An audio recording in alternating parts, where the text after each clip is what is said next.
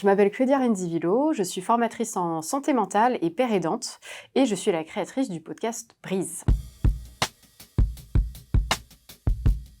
C'est un podcast qui a pour but de déstigmatiser les sujets sur la santé mentale au travail parce que je me suis aperçue que, en gros, il y a des podcasts en fait qui existent sur la santé mentale. Je pense aux mots bleus, il y a On marche sur la tête, enfin il y en a beaucoup en fait qui existent là-dessus. Mais sur la santé mentale au travail, il y en a pas. En tout cas pas à ma connaissance quand j'ai commencé à réfléchir au projet. Et donc mon but c'était vraiment de pouvoir montrer concrètement c'est quoi la santé mentale dans le contexte de travail. On sait, on rencontre tous dans notre vie quotidienne professionnelle des moments où on va un peu moins bien, soit personnellement, où on voit qu'il y a des collègues où ça va moins bien, ou alors dans l'endroit où on travaille, il y a des périodes plus faciles que d'autres et plus difficiles que d'autres. Je voulais en fait donner à voir comment concrètement ça se passe dans le monde du travail, quelles clés en fait on pourrait mobiliser en fait tout un chacun, quelles solutions on pourrait mobiliser au quotidien pour du coup aller mieux soit soi-même, soit aider un collègue, soit éventuellement trouver des moyens pour mieux dialoguer ensemble, quelle que soit l'organisation dans laquelle on travaille, que ce soit une entreprise, une association. J'ai voulu faire un petit jeu de mots sur ce podcast, parce que les mots sont importants pour moi. Brise, c'est à la fois l'idée de briser les tabous, cette idée de déstigmatiser, de parler franchement aussi, hein, le côté brise-glace, voilà. Et puis en même temps, d'y aller en douceur, parce que c'est pas des sujets faciles et anodins. Donc le but, c'est, comme la brise, ce petit vent, voilà, qu'on peut rencontrer tous les jours. Le but, c'est ça, c'est d'y aller en douceur malgré tout. En fait, c'est que j'ai remarqué, en étant moi-même auditrice de certains podcasts, que c'est un média très flexible, en fait, qu'on peut écouter dans sa voiture, en marchant dans la rue, qui s'insère assez facilement dans notre quotidien. Donc ça, c'était une partie, en fait, de ce qui a motivé le fait de créer un podcast pour moi. Et puis aussi, en décembre 2022, j'étais moi-même interviewée, en fait, dans un podcast, notamment, je parlais de On marche sur la tête. J'ai pu justement parler de mon témoignage, en fait, de mon vécu du burn-out, mais j'avais beaucoup aimé l'exercice en fait, de pouvoir partager, essayer de transmettre, rendre accessible et vulgariser au maximum en fait ce qui m'était arrivé pour que peut-être ça puisse aider les autres. Donc c'est aussi ça qui a été un déclencheur, c'est mon propre vécu finalement à la fois d'auditrice, mais aussi d'interviewée de podcast. Il y a 3 formats, c'est-à-dire qu'il y a le format interview qu'on retrouve assez couramment dans la plupart des podcasts, qui sont des interviews de 60 minutes en général maximum, avec un invité en particulier qui parle de son vécu, éventuellement d'un trouble psychique, donc un problème de santé mentale, ou alors d'autres choses autour de la santé mentale au travail. Ça peut être aussi un partage d'expertise. Un deuxième format qui est le format table ronde, que là le but c'est d'inviter plusieurs acteurs du monde du travail, donc ça va être des dirigeants, des salariés, ou toute personne qui travaille de manière générale, salarié ou pas. Et puis des experts, entre guillemets, même si j'aime pas trop ce terme, puisqu'on n'est jamais à 100% expert même de son sujet, mais en tout cas des personnes qui ont une expertise, et le but c'est de faire dialoguer un peu tout ce monde-là autour d'un même sujet, pour partager des bonnes pratiques. Toujours, le focus reste quand même très dans le concret en fait. Et puis le troisième format, c'est un format très court de 10-15 minutes maximum, où le but c'est justement quand on n'a pas forcément le temps d'écouter des podcasts qui durent 45 minutes ou 1 heure, c'est d'avoir des clés très concrètes sur des questions bien précises, du style comment gérer mon stress au travail, ou comment je peux essayer de faire passer mes messages à des collègues, comment mieux m'exprimer, etc., etc.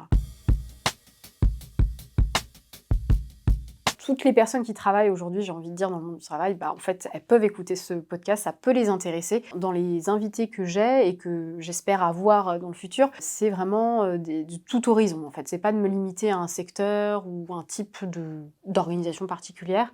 Le but, c'est que ça soit représentatif aussi du monde du travail actuel. Qu'on soit salarié, dirigeant, manager, RH, en gros, je balayerai rapidement, mais ça peut vous intéresser. Il y aura un peu des experts de leur sujet, c'est-à-dire des psychologues du travail, ça peut être des avocats du travail, ça peut être des médecins, des gens qui ont une expertise sur leur sujet, pour venir éclairer un peu les débats, les discussions. Et puis on aura aussi des salariés, des personnes qui y travaillent, et puis des dirigeants et des managers et des RH. Moi, j'ai aussi à cœur de donner la parole à ces acteurs-là, parce que je trouve qu'on n'entend pas forcément souvent leur vision, en fait. Mais moi, je suis convaincue qu'il y a des gens, des femmes et des hommes, en fait, un peu partout en France, qui ont des bonnes pratiques, qui ont vécu des périodes difficiles avec leurs collaborateurs ou pour eux-mêmes. Ils ont su faire avec ou passer le cap.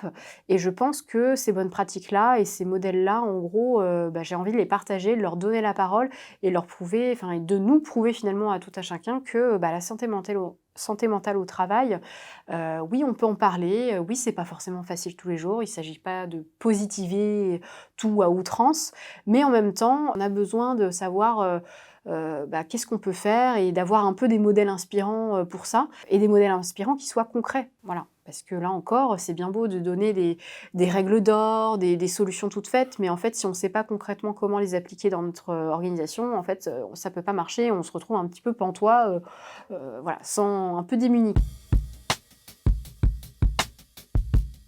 Par exemple, on va avoir, je vais vous un peu livrer mon expérience du burn-out. On aborde aussi le cas de personnes qui vivent des troubles bipolaires et comment ça se passe au travail, comment ça s'est passé au travail, l'annonce, le diagnostic, comment ça a été vécu, accompagné dans l'entreprise. Et puis, il y aura pas que le sujet des troubles psychiques ou des problèmes de santé mentale, en tant que tels. On aura aussi des sujets sur, comment, j'accompagne mes collaborateurs à vivre, des périodes difficiles, des périodes de charge de travail qui sont compliquées. Comment je réagis face à une personne, à un collaborateur là encore, ou un manager, ou un peu un dirigeant, hein, il n'y a pas que les collaborateurs qui sont concernés, mais comment je réagis face à quelqu'un dans mon organisation, dans mon travail, qui est plus irritable que d'habitude. On sent que ça a un petit peu changé, qu'il y a quelque chose qui ne va pas, mais on ne sait pas trop quoi faire, quoi dire. C'est hyper concret, enfin en tout cas j'essaye en tout cas au maximum d'insuffler ça et avec mes invités. Pour le démarrage, je vise, en gros, 1 fois par, mois, donc des épisodes mensuels, que vous pourrez retrouver sur, toutes les plateformes d'écoute, classiques de podcasts, éventuellement sur YouTube aussi. Alors, il a été clé en fait pour moi dans ce projet-là, parce que moi je suis arrivée avec mes idées, des idées de sujets.